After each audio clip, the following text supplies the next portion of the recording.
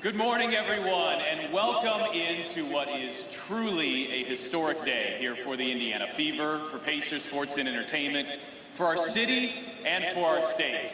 I'm Pat Boylan, Fever play-by-play announcer, and on behalf of Pacers Sports and Entertainment, I want to thank all of you here for joining us this morning. And for everybody watching and following along online, we welcome you as well. As we welcome in, for the very first time, the #1 overall draft pick in 2024, Kaitlyn Clark, here to Indiana. Before we begin, a few housekeeping items from media members. Yeah, let's hear it. Kaitlyn Clark to Indiana. Before we begin this morning, a few housekeeping items for our media members in attendance. We'll have a microphone going around. We kindly ask that you state your name and media affiliation. We'll begin here with an opening statement from Kaitlyn, but she will be joined on the podium by our general manager, Lynn Dunn, and our head coach, Christy Sides. You may direct questions to any of the three of them.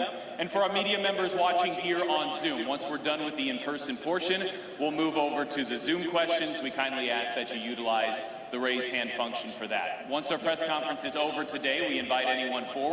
There'll be a picture opportunity with Kaitlyn, with Lynn, and with Christy. And for anybody that needs access to this after the fact, it will be available on NBA Content Share. All right, let's welcome this Hawkeye to Indianapolis. It is my honor to welcome for the very first time the 2024 WNBA Draft's #1 overall pick here to Indianapolis. Please welcome Kaitlyn Clark.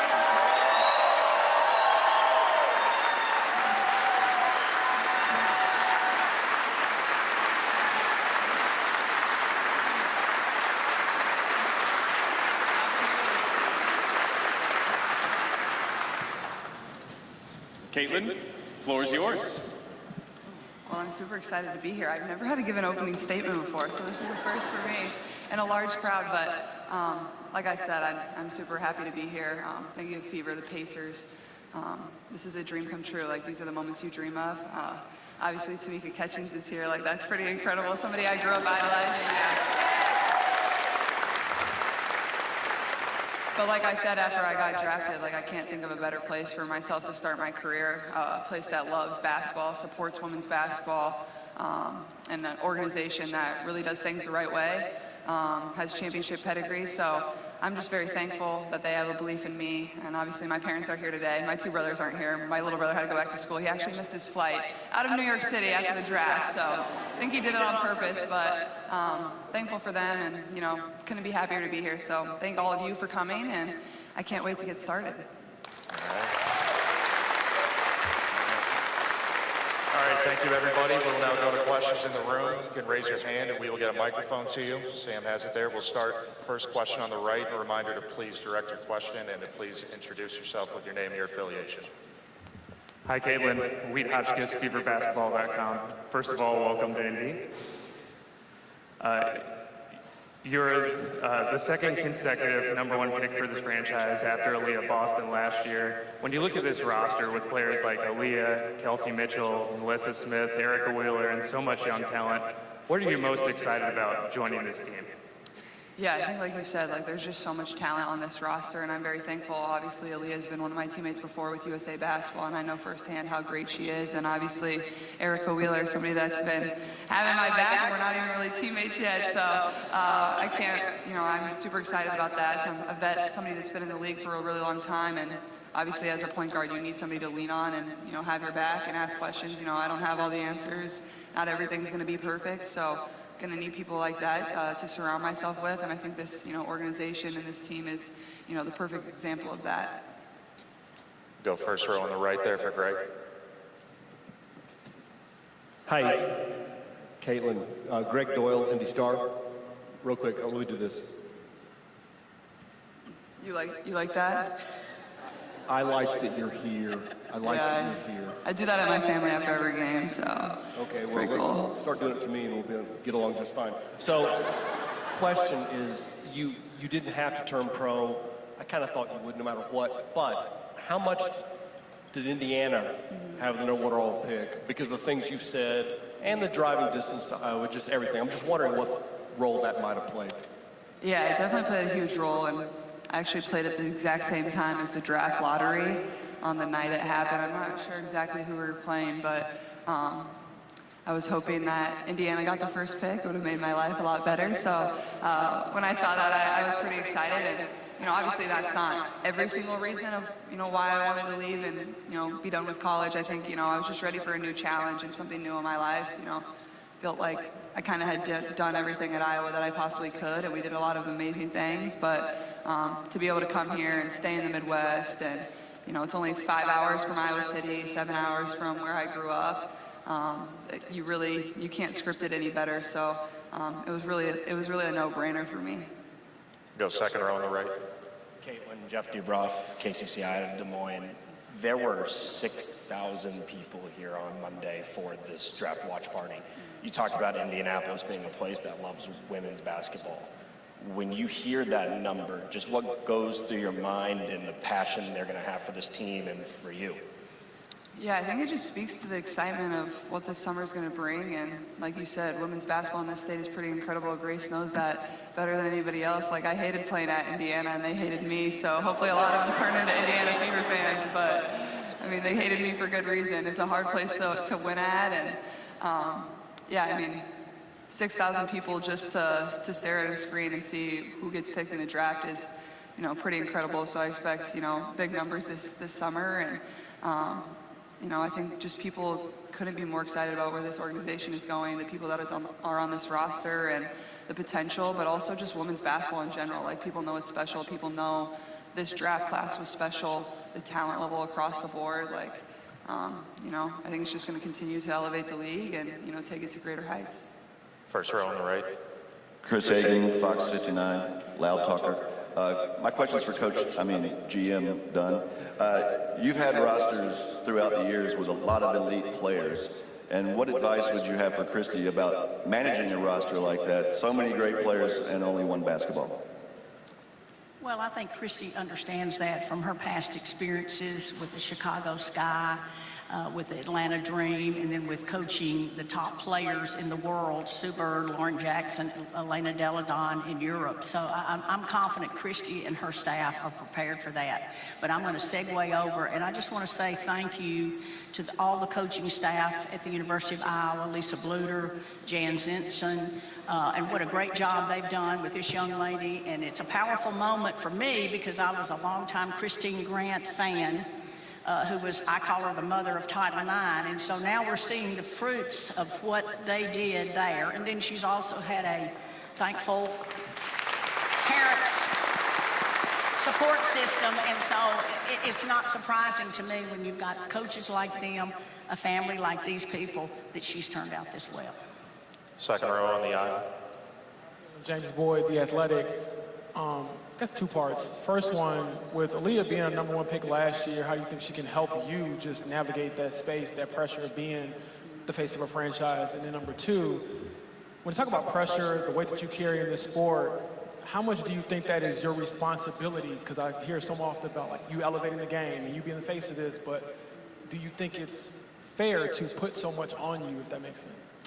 Yeah, I think obviously Aaliyah having experience of being a #1 draft pick and going to an organization where they're probably going to expect a lot of you will just be somebody that I can lean on and ask questions. But I think that goes for everybody in this organization, top to bottom. Like, I don't think it just has to be one person. There's a lot of people that are here to support me, and I think that just goes right into the pressure thing. Like, I certainly know there's pressure there. That's been like my entire career, but for me, like, I just have fun playing basketball. I know this is a team sport. Like, it's not all about me. It's not everything I have to do. And when I've been able to understand that, that's allowed me to play my best, I think. And I think it's just using your resources, asking questions, knowing that everything's not going to be perfect, and giving myself a little grace. I think that too is like, I'm definitely a perfectionist, but I'm at my best when I allow myself to have a little grace and not expect everything to go exactly how it should, but at the same time, that's what allowed me to be so great.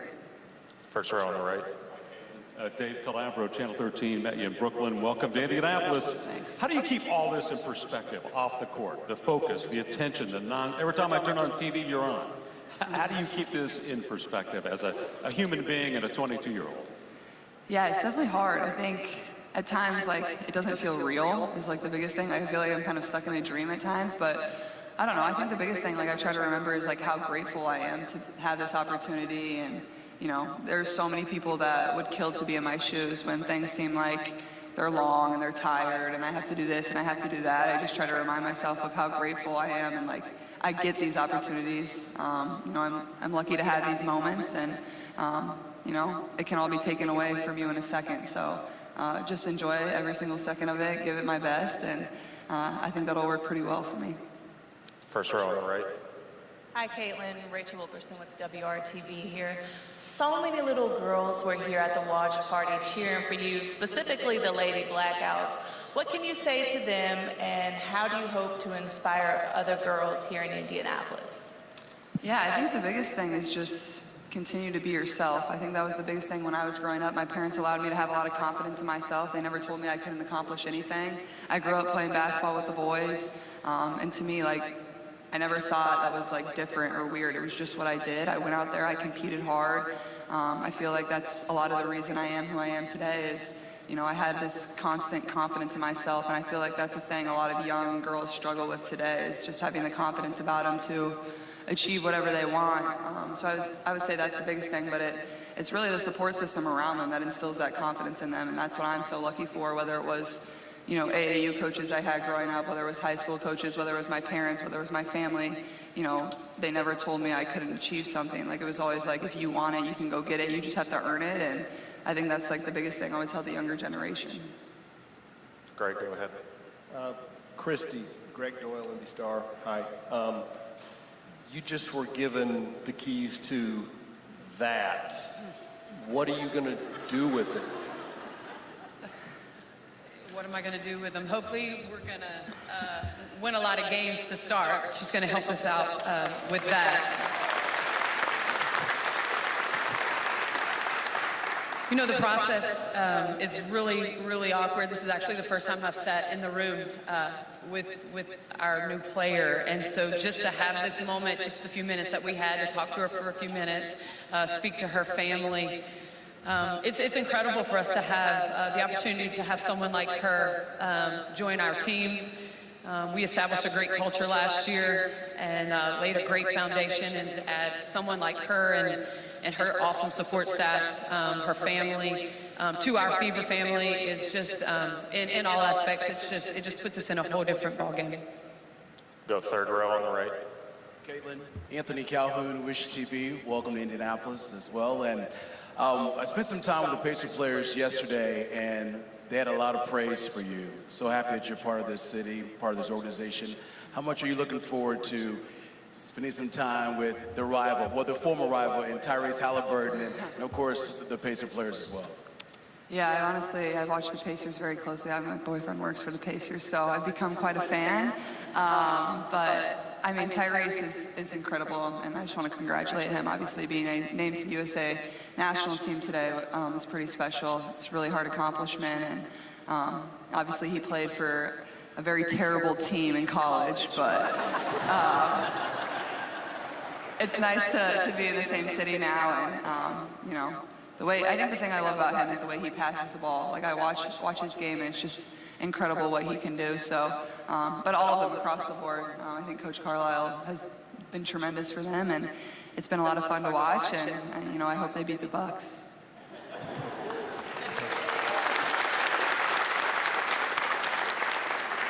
We'll go in the back right, standing on the side there. Kaitlyn, Mickey Shuey with the IBJ. You entered the league at an interesting time for it as it gets ready to take on media rights and there's more sponsorship opportunities. Let's fast forward, whether it's 5, 10, 15, 20 years down the line. Where do you hope the league is when you leave it at that point? Well, it's a really good question. Honestly, like, I feel like it's hard to really imagine what the league can be, because I feel like it's a place where a lot of people can't even wrap their head around. Like, I feel like that's where it can go. Obviously, the new media rights deal that can be negotiated can be life-changing for a lot of players in this league. It's going to be a huge deal. But also, like, expansion. I think expansion is really important. This is the most competitive league in the world. There's 144 spots, but really there's not 144 spots. It's less than that. And I think the biggest thing is just continue to give it an opportunity, continue to attract fans from the college game. I think that's the biggest thing we've seen in college is, when people gave it an opportunity and actually watched it, they continue to come back for more. And it's the same thing with the WNBA.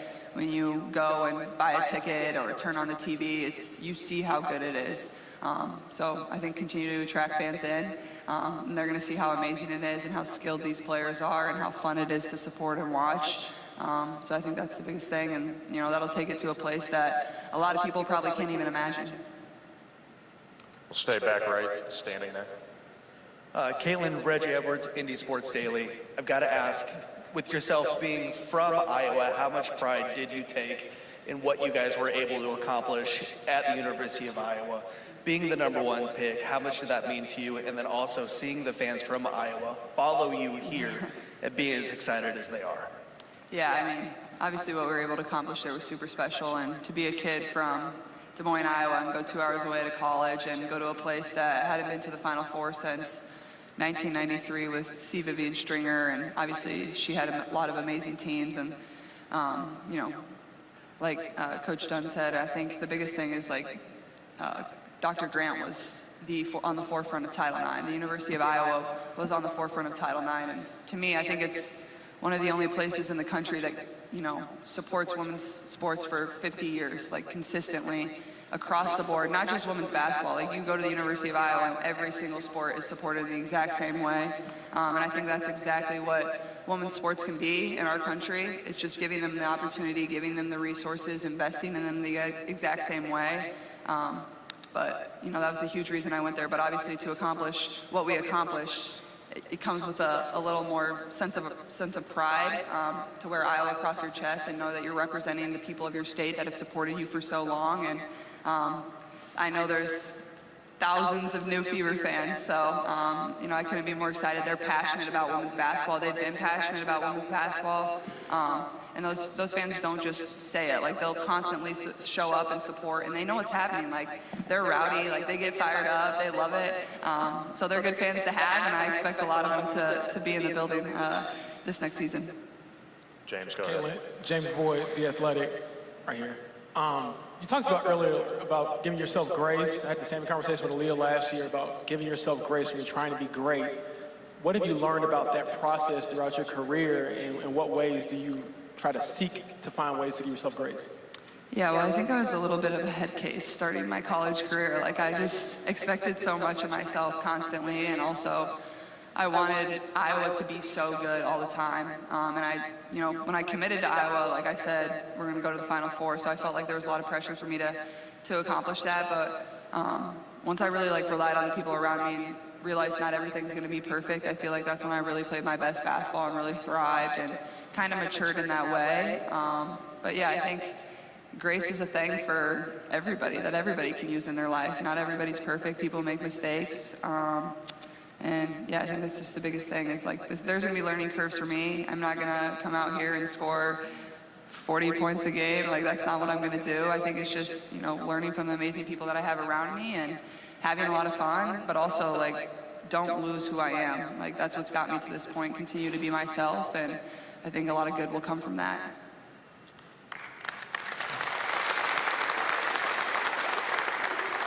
We'll go back second row in the middle. Kaitlyn, George Brer with CNHI Sports Indiana. My wife played Division III college basketball, but it was a different era. She didn't have the WNBA, and she said she imagined playing against Michael Jordan, Larry Bird when she was hitting game-winning shots in her driveway. She wanted to know who you imagined playing against when you were growing up, but also just the importance of this league and the representation for young girls.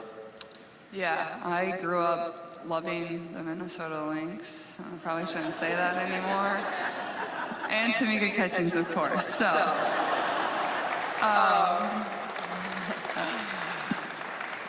but no, that was obviously the closest WNBA team from where I grew up. Minneapolis was 4 hours from my house, and obviously they had a dynasty there that was obviously really easy to cheer for. But I think this league is very important. I think having young girls, young boys, see women accomplishing really great things at the highest level and showing them that, sport teaches you a lot of life lessons. Having young girls involved in sport, I think that's the best thing that has happened to me is you know, it's taught me so much more about life than it has basketball. You know, it's brought me a lot of lifelong friendships. It's done some really amazing things for my family. It's taken me to places I really have never, you know, would have imagined. So I think the more eyeballs you can get on this league, you know, the better off this world's going to be. So, you know, I'm just excited to join the league and be a part of that. Go back to Bob, second row on the right. Kaitlyn, Bob Kravitz with Indianapolis Monthly Magazine. What was that Saturday Night Live experience like? Peyton once said it was the most nerve-wracking thing he's ever been through when he hosted. And when will you host? I don't think I'm ready for all that. That would be terrifying. I was terrified for a 3-minute skit, so, but it was incredible. I actually flew from LA to New York, and I went right to the set. I woke up at 7 a.m. in LA, went right to the set. Obviously, the show doesn't start till 11:30, so I was like just chugging Coke all night, like trying to stay awake, coffee, soda. But it was fun. You know, they kind of just throw you right into the fire. I know I said I wrote the jokes. Obviously, I didn't write the jokes. I'm not that funny. But I don't know, it was good. Like, it was a good platform for women's sports. Everybody loved it. And that was like a great show. Emily Blunt, Ryan Gosling, Chris Stapleton, like Kate McKinnon, like so many amazing people like came back, and it was fun to be a part of. I was so nervous when I was like right behind the screen before they like rolled me into the set and we went live. Like my heart was about to explode out of my chest. But it was a good little skit. It was fun to be a part of it, and hopefully I can, you know, go back and do it again sometime. Go back to Dave, first row. One more. 100 days to the Olympics. How important is it for you to make that team? How does that stack with all the other things you have going on right now? Yeah, obviously I would, you know, love to be on the Olympic team and be in Paris in 2024, but, you know, that's not up to me. I think just going about my business and doing exactly what I have done my entire career is the most important thing, and obviously my focus is completely here now too, and I actually still need to earn my degree too, so I need to graduate college first, or else my mom might kill me. But no, I think like that's a dream. Like you grow up watching the Summer Olympics. To me, it's better than the Winter Olympics. You know, I want to be on that team. I want to be an Olympic gold medalist one day, and it would really just be a dream come true. But you know, everybody knows how competitive, you know, women's basketball is in our country. So you know, it'll be hard for, you know, really anybody to make that team. Chris, you got one on the right. Do you remember that 2012 finals when the Fever beat the Lynx? Did a young Kaitlyn Clark cry about that? Well, I was 10 years old, so it's a bit fuzzy, but yeah. I think we'll go to Zoom here now. We've got Sean Schultz. Sean, you want to start for us? Sure, Sean Schultz, WNBA Swish. Hi, Kaitlyn. I was just wondering, what about the city of Indianapolis are you looking forward to the most? Is it the people, exploring shops and cafes, what? Honestly, like, this might sound very, like, small city of me, but, like, it seems like a bigger Des Moines in a way, obviously a little bit bigger than Des Moines. So that's what I'm most excited about. I'm not, like, a huge big city girl, so I feel like this is a perfect spot for myself, a place that loves basketball, but more than anything, like, this is in the Midwest. People might think I'm crazy for wanting to stay in the Midwest, but like that's just who I am. That's where my roots are. I love the people here. So I think that's what I'm most excited about, of, you know, having an opportunity to come to an organization like this and be in a place where there can be a lot of support for it, and have a lot of people around me that I really love. Then we go to Brad Lake next. Brad, go ahead. Hi, Kaitlyn. Brad Lake, WBB Nation and WNBA Swish. Can you please speak to what it means to have such an awesome coach in Christy and her coaching staff coaching you this year, and how do you feel that they can help you transition your game from the college to the pros? Yeah, I think, you know, when coming out, like, that was a big bonus for me and a big plus. and a pro that I went down, a coach that really loves women's basketball and wants to make it great, but also is going to push her players. And, you know, that's exactly what I want. I think being coached is the biggest thing that has allowed me to be where I am today. Like, Coach Bluter never stopped coaching me, no matter how many wins we had, no matter how many points I scored. Like, she just coached me and always knew there was more. And I think Coach would say the exact same thing. I think she probably sees there's a lot more that she can get out of me. She'd probably yell at me for my defense at some point. But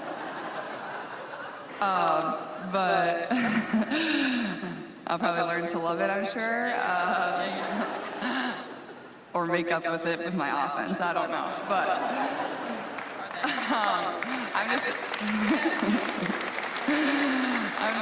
I'm just excited. I mean, you know, it's a new chapter, it's new faces. You know, I think that's the biggest thing, is like being able to listen and learn and be surrounded by so many amazing people, not only the coaching staff and the front office and the entire organization, but obviously the players too. Like, those are the, you know, people to my right and to my left that I can lean on with for anything. So I'm just, you know, really grateful and lucky. Go to Willie Ramirez. Willie, go ahead. Thank you. Hi, Kaitlyn. We've heard a lot of the draft picks ask which players they're looking forward to playing against. I'm curious if you have thought about, or you're excited about city or cities that you're looking forward to playing in, and teams again, the team as a whole. Yeah, I got asked this a lot after the draft, and honestly, like I said, like, I'm excited to play everybody. Like, that's how talented this league is. Like, there's not a single night where you show up to a game and it's like, like I can relax a little bit. Like, no, like, this league is so competitive. Like, you better bring it every single night. And every single team has somebody on it that is like, I grew up idolizing, or I looked at them with like big eyes, like, oh my gosh, like, you're the coolest thing in the world. So for me, like, that'll just be super cool, traveling around to all these cities, to all these new arenas and venues, and getting to play against the best in the world. Like, that's exactly what I signed up for and dreamed of. So I don't think it's any like one player specifically or one team specifically. I think it's just, you know, the league in general. Got two more on Zoom. Nathan Addison, then we'll be followed by Blake Silverman. Nathan, go ahead. Nathan Addison, the PR announcement. I was wondering, you know, with the nation, you know, salivating over your ability to shoot the three ball and make plays, is there any underrated part of your game that most people don't know about that you're waiting to display? And also, you know, when it comes to the first team dinner, would you be the first person willing to pay for everybody whenever y'all go out to a restaurant? Sure, of course, why not? Come on now, let's all go out. But I think the part of my game that is underlooked the most, I think, is just my passing. I think, you know, everybody wants to fall in love with the scoring and the long threes. I think it's my passing. Like, I love setting my teammates up for success. I feel like I can kind of see the game develop a little bit faster, and, you know, before a play even occurs. And I think my teammates can see that as well. So I would probably say that part of it. And obviously, I get to play with the best of the world now. So why wouldn't I want to feed them the ball? Especially with Aaliyah, I'm just like, layup, layup, layup, layup. Come on, give me an assist. Let's go. Got time for one more on Zoom. Blake, go ahead. Blake Silverman, Winsider. Kaitlyn, congratulations. You mentioned Erica as a vet that you can lean on. What were some of your initial conversations like with her, and what was it like seeing Erica and your other teammates have the 22 Clark jerseys ready right after you were officially in that fever?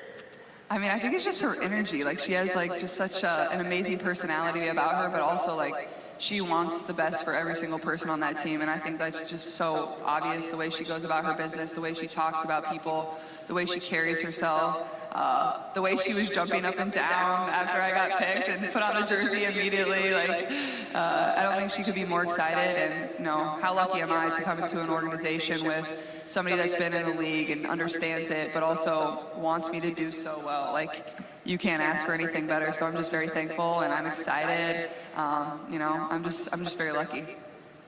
We'll go back in the room. Wheat. Yeah, Kaitlyn, you mentioned when you committed to Iowa, you set a goal of trying to get to the Final Four. Have you set any goals for your rookie season? Honestly, like I haven't really thought about it a ton. I think the biggest thing is, you know, we want to get back to the playoffs. Like I think that's the biggest thing. Win a lot of basketball games. I think for myself, like continue to be me, have a lot of fun, give myself grace. Yeah, I think everything else is kind of takes care of itself when you just go about your business like that. But you know, I really hope to help this organization win a lot. I feel like that's been something I've been able to do at every single level I've played at. So I think that's the biggest goal for every single person in this room. There you got time for one more in the first row on the right. Okay. So Rachel with WRT. I know you just talked about giving yourself grace, but how do you hope to continue your legacy here? And since this is the last one, what else can you say to our fans?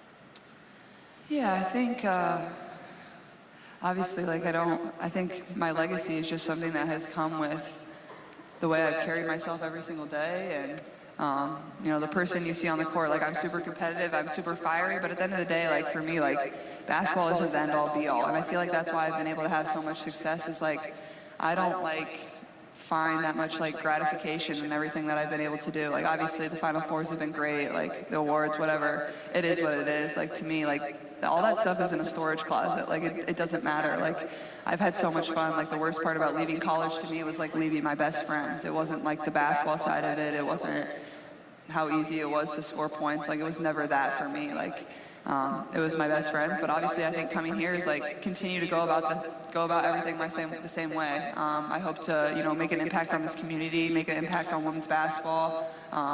Far beyond what I'm able to do on the court. I think that's super important, and I think it's just something that was instilled in me from a young age. Like, it can't just be basketball all the time. Like, you need to be a very well-rounded person in everything that you do, and it'll be nice not to have to do school anymore. I don't have to worry about that. I already spent a lot of time not doing school and playing a lot of basketball, so I think just, making an impact on this community, having a lot of fun, enjoying it, interacting with our fans. I think our fans will, come to find, whether they're new or whether they've been Fever fans, how amazing this organization is and how much they care and support women's basketball, and they want to take it to greater heights. So that.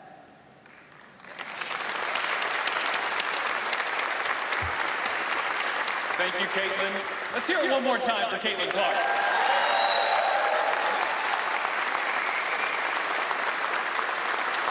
I want to thank all of you very much for coming out this morning and sharing this special morning with all of us. There are a lot of diehard Fever fans in this room, but none bigger than our own mayor who is here today, Mayor Joe Hogsett. Thank you very much for coming, and we look forward to seeing you at Fever Games here in about a month.